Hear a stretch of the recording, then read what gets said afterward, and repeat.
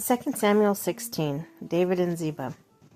When David had gone a short distance beyond the summit, there was Ziba, the steward of Mephibosheth,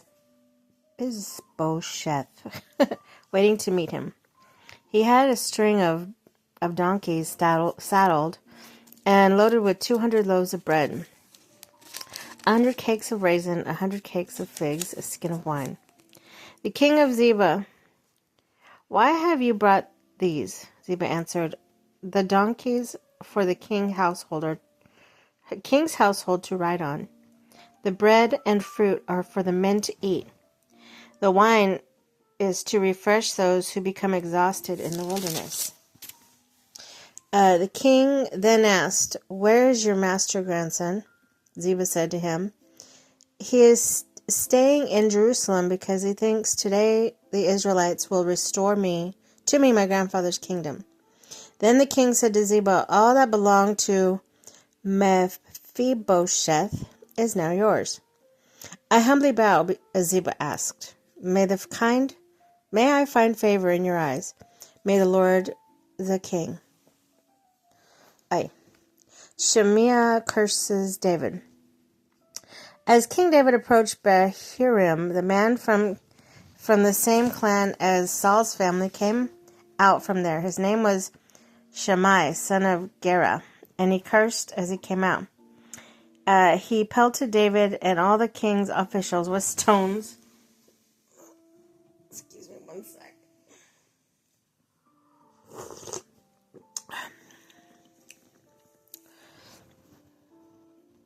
And though all the troops and the special guard were on David's right and left.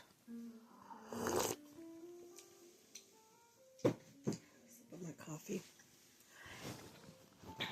Get out, get out. You murderer, you scoundrel, the Lord has repaid you for all the blood you shed in the household of Saul, in whose place you have reigned. The Lord has given the kingdom into the hands of your son Absalom. You have come to ruin because you are a murderer." Then Abishai, son of Zeruiah, said to the king, "Why should this dead dog curse my lord the king? Let me go over and cut off his head."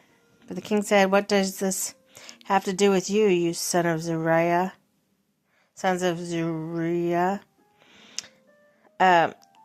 If he is cursing because the Lord said to him, 'Curse David,' who can ask, 'Why do you do this?'" David then said to Abishai and all his officials, "My son, my own flesh and blood, is trying to kill me. How much more then is Benjamite? Leave him alone. Let him curse, for the Lord has told him to.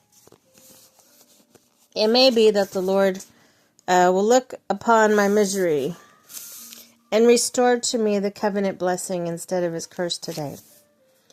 So David and his men continued along the road while Shimei was going along the hillside opposite him, cursing as he went and throwing stones at him and showering him with dirt. The king and all the people with him arrived at their destination exhausted, and there he refreshed himself. The advice of Ahithophel and Hushai. Meanwhile, Absalom and all the men of Israel came to Jerusalem, and Ahithophel was with him, and Hushai the Archite, David's confidant, went to Absalom and said to him, "Long live the king! Long live the king!" Absalom said to Hushai, "So this is the love you show your friend? If he is your friend, why didn't you go with him?"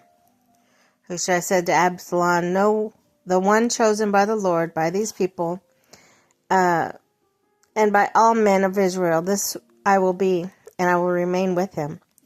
Furthermore, whom should I serve? Should I not serve the son? Just as I served your father, so I'll serve you." Absalom said to Ahithophel, "Give us your advice. What should we do?" Ahithophel answered, "Sleep with your father's concubines, whom he left to take care of the palace.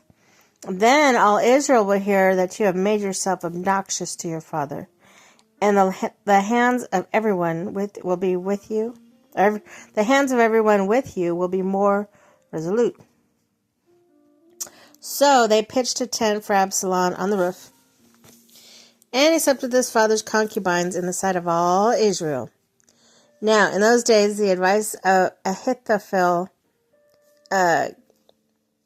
gave was like that of one who inquires of God. That was how both David and Absalom regarded all of Ahithophel's advice.